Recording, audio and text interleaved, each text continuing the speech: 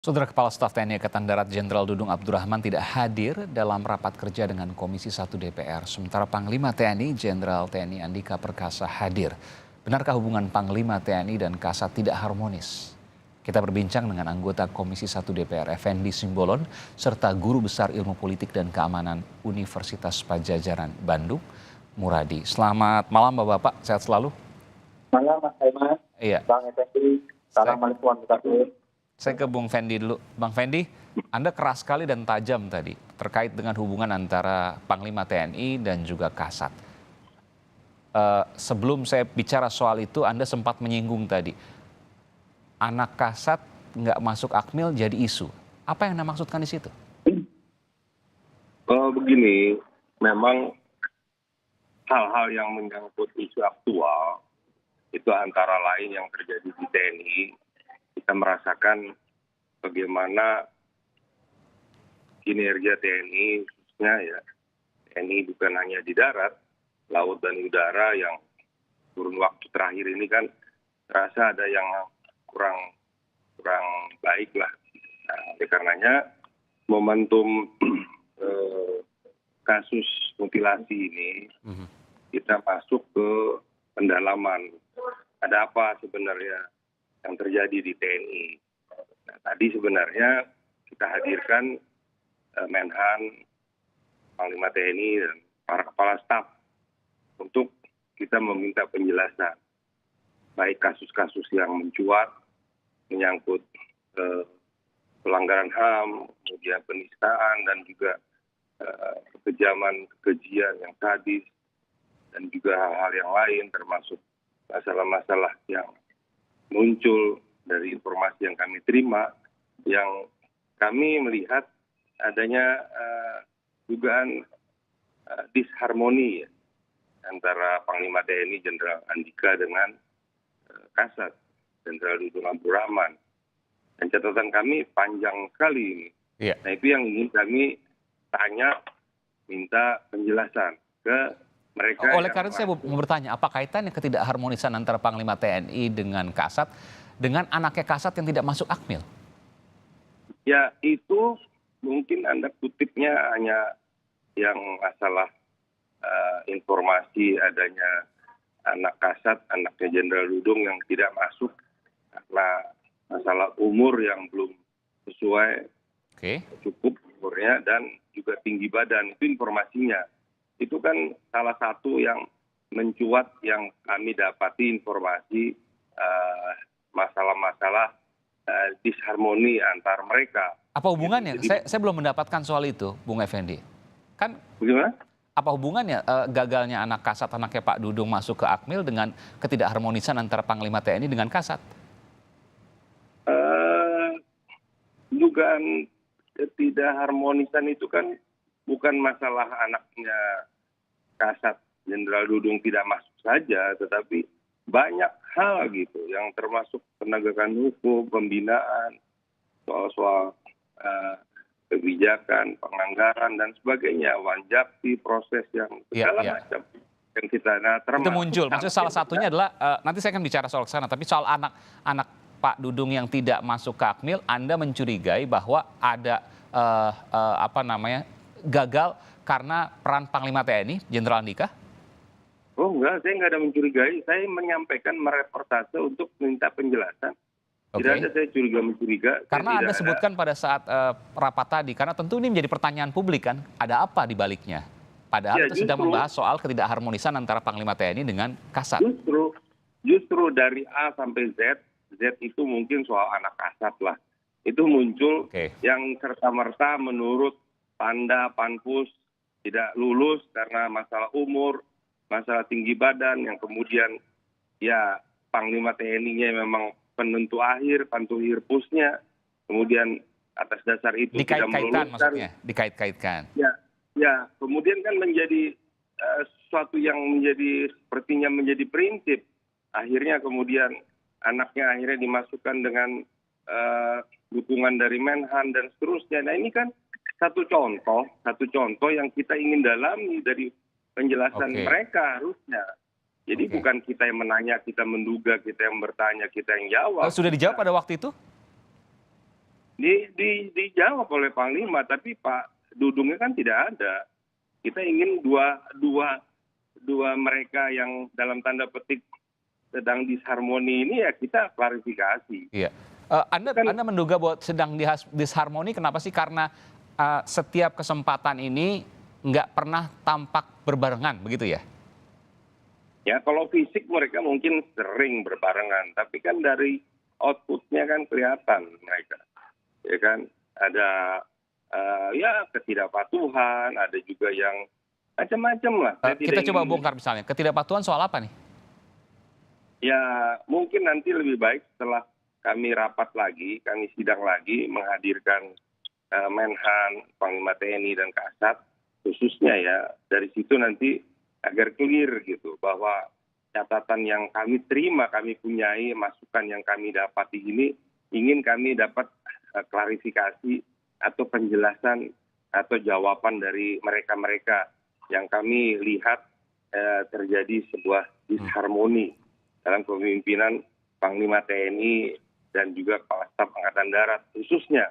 Jadi kasus yang tadi soal anak kasat itu yaitu salah satu yang kemudian sampai ke titik itu pun mereka dalam tanda petik sepertinya disharmoni. Padahal itu kan suatu proses yang normatif saja. Wajar, tapi ya lagi-lagi isu itu jadi sepertinya karena faktor subjektivitasnya dari sosok Pak Andika. Nah ini yang semua kami ingin klarifikasi. Jangan sampai kemudian jadi bola liar, informasi liar begitu ya? Bukan, jangan sampai menjadi korban adalah TNI-nya. Iya, kalau betul. mereka berseteru secara pribadi di luar gelanggang ya silakan aja.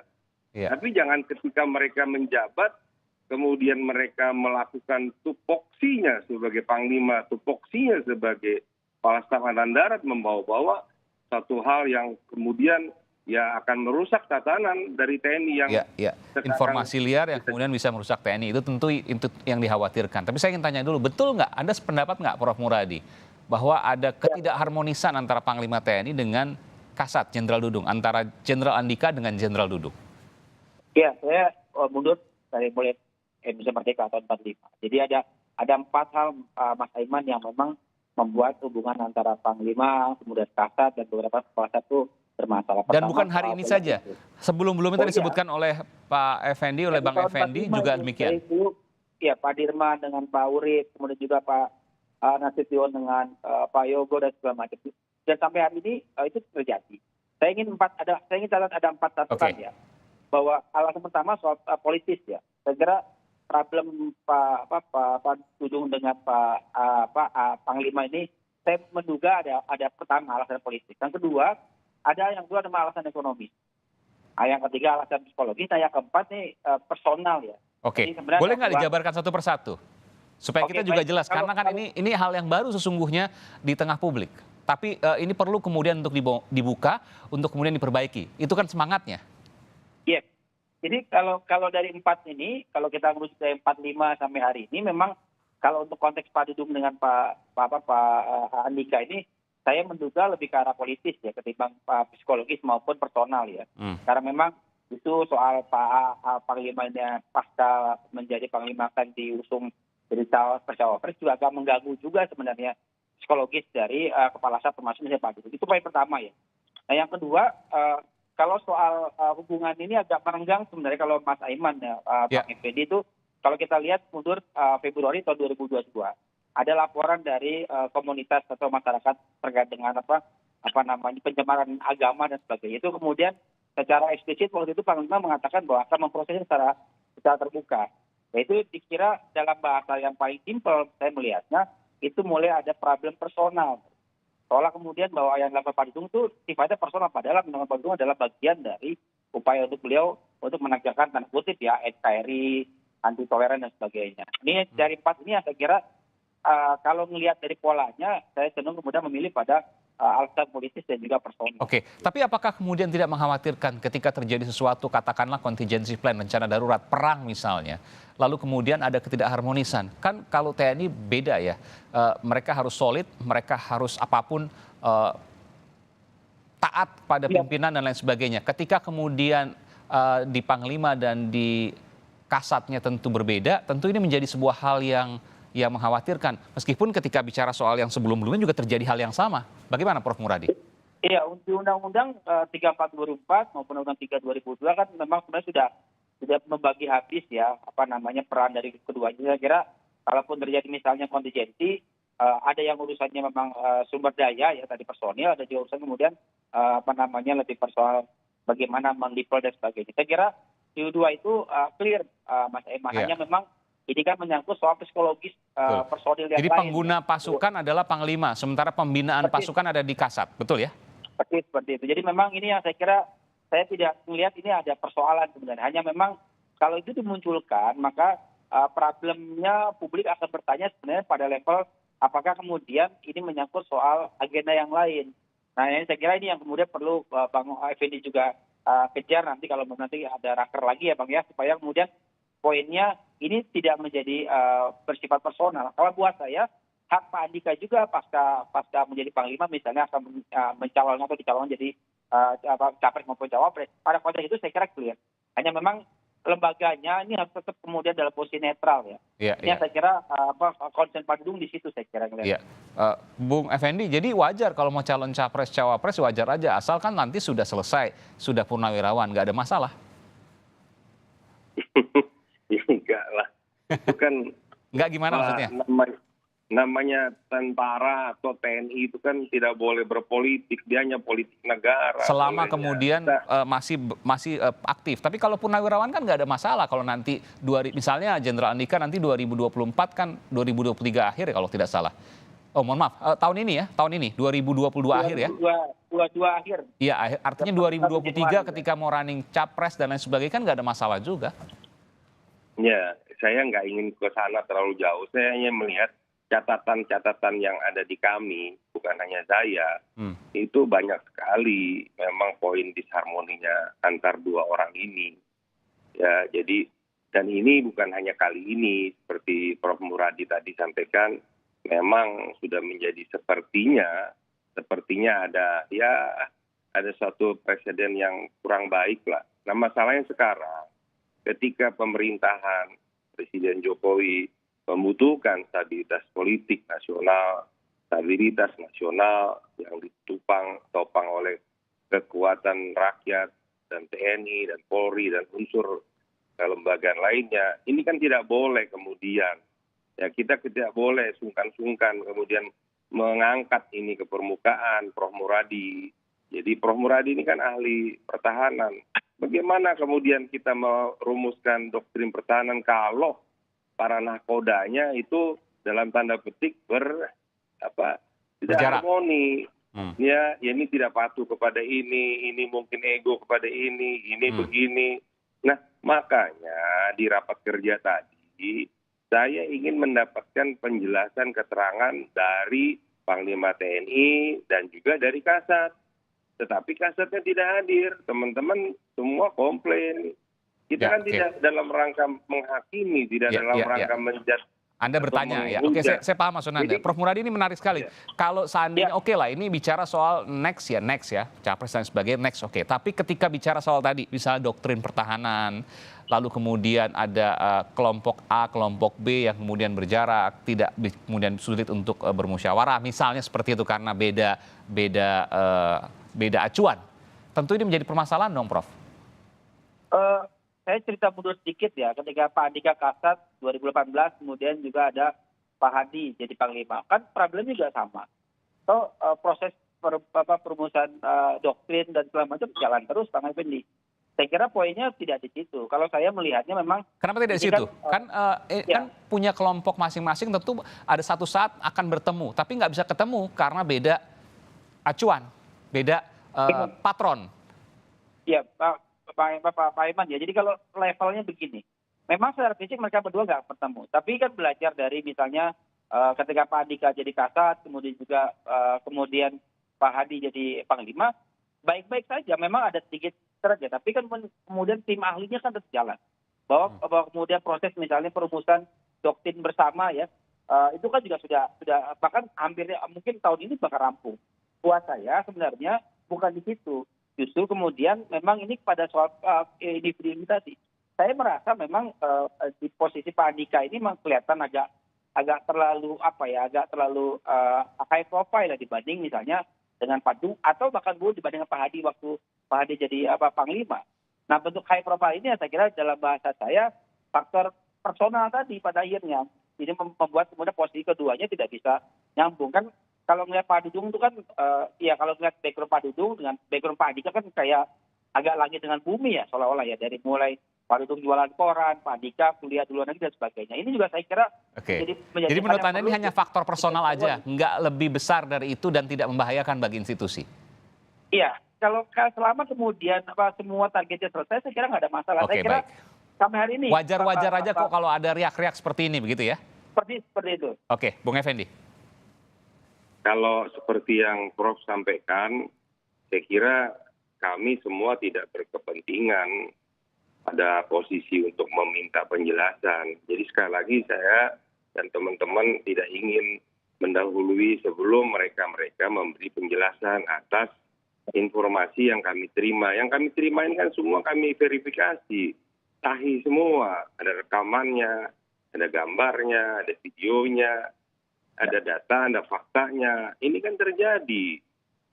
Bahkan Panglima sendiri tadi pada kesempatan yang singkat dia sampaikan poin klarifikasi terhadap ada hal yang memberikan kita suatu kondisi bahwa terjadi suatu adanya pembangkangan lah ya terhadap tidak kepatuhan. Satu hal ya Mas Muradi ya, kita ini kan sipil, mungkin kita tapi tidak anak polo. Kehormatan sebagai tentara itu adalah kepatuhan. Ya, tegak lurus. Kami aja di partai tegak lurus pada perintah ketua umum.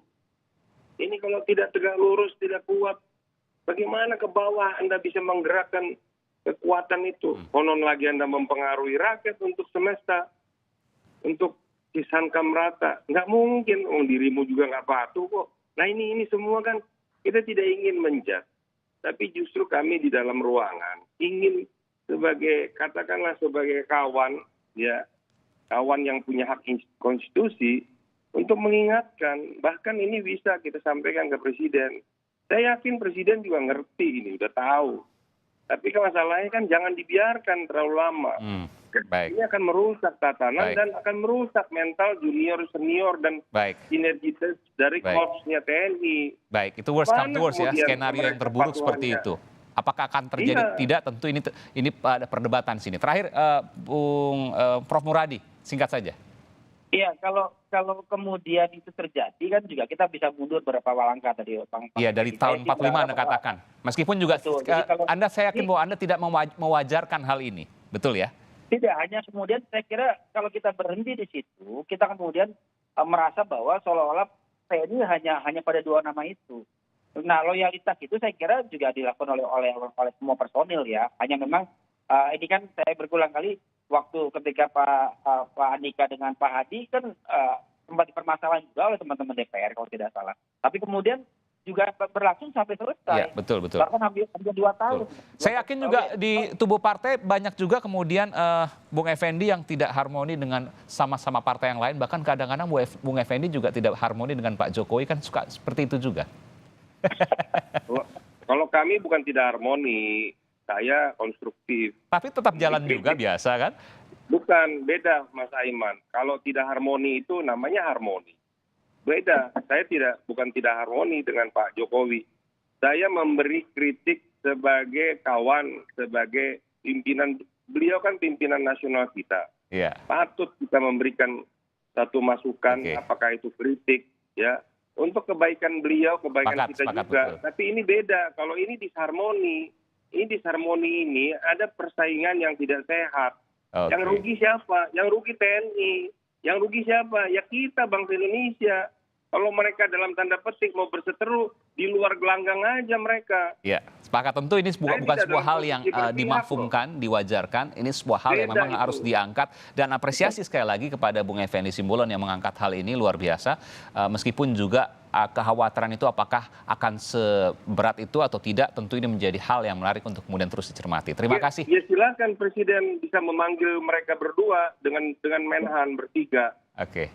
Kebetulan Pak Menhan juga tadi nggak datang. Mereka diklarifikasi. Saya juga bertanggung jawab terhadap informasi yang saya terima kok. Iya. silahkan, ini terbuka kok. Saya punya datanya semua kok. Baik, baik. Ini nggak main-main, jadi bukan harus dianalisa ini begini, nggak usah terlalu jauh lah. Ini poinnya adalah disharmoni di tingkat pimpinan, baik pimpinan TNI maupun di Matra, ini berbahaya. Ya, Berpotensi merusak tatanan di TNI sendiri dan merusak tahanan nasional kita. Oke, baik. Dan berakibat stabilitas politik kita. Menuju ke tahun politik, berbahaya sekali. Terima kasih Bung Effendi Simbolon. Tentu menarik untuk terus mencermati apa yang kemudian nanti terjadi di rapat Komisi 1 DPR. Terima kasih Bung Effendi Simbolon. Baik, terima kasih. Selamat sore, Anggota selamat Komisi malam. 1 DPR. Selamat malam. Iman, Prof. Bung Effendi Simbolon dari PDI Perjuangan dan juga Prof Muradi dari Universitas Pajajaran. Terima kasih, selamat malam, sehat selalu.